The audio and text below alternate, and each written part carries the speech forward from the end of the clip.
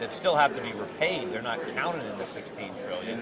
And then there's something called unfunded liabilities, where the government has obligated American taxpayers to pay things like Social Security benefits or Medicare benefits, and that's triple or quadruple those official numbers. So we're basically broke. The question is, when are we going to have to admit it?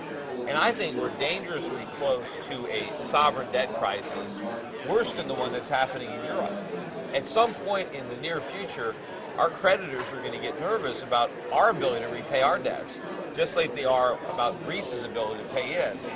And then interest rates are really going to rise, and that's when it comes falling down, because we can't afford higher interest rates. Right. Right. So people always hear, we're broke, but then somehow we're paying for things moving forward, right? So how do you really relay the message to people that debt money is not real money? Well, there are plenty of people who are broke, who are living off a MasterCard or a Visa, but they know it's only a matter of time until it catches up with them. So you can still spend money while you're broke, but eventually you can't. Right. And we're very close to that tipping point. And when it happens, our whole phony economy comes collapsing down, because our economy is based on our ability to spend more borrowed money. If we can't borrow, we can't spend. If we can't spend, there goes the economy. And of course, that phony economy has to collapse, because a real economy is based on underconsumption, savings, because that's where investment and production come from. That's where you get real economic growth and productive jobs. What we've got is phony, and it only goes on as long as we can borrow from abroad to support it.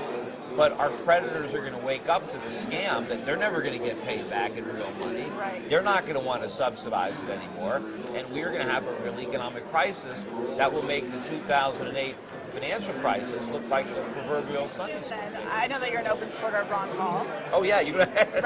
Right. So he's fallen behind a little bit in the presidential race. Well, that's his he's going to lull his competitors into a false sense of confidence. Right. Just like the economy, right? Or just kind of, sometimes in a horse race, you lay back a little bit and then you put that kick in the end, Right. So maybe that's the strategy. But, I don't know if the country is ready for Ron Paul yet. I mean, we'll see. He's getting a lot more support than he had 4 years ago. So we're moving in the right direction. Maybe by the time this next economic crisis hits, maybe that'll be time, right? I mean, and maybe he'll be a little too old. Maybe his son or somebody can take his place. But I think things have to get really bad before we can reach, that critical mass that we need.